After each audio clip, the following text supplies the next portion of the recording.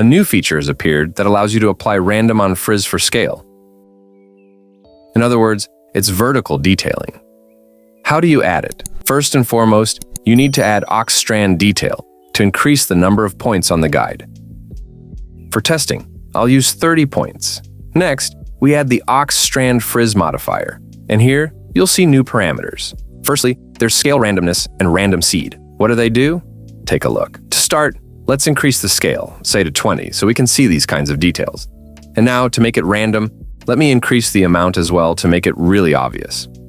Look, when I change the scale randomness parameter, we can see exactly this effect. I'll slightly reduce the scale like this. And now watch, when I change the scale randomness parameter, the result changes randomly along the vertical axis. So, if before there was a general press that pushed from bottom to top on all guides, now it's applied separately for each guide. This press adds variety and doesn't lead to a situation where it's easier for you to achieve the result.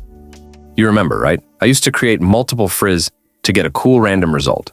And the pattern that this Frizz creates is more varied and less predictable.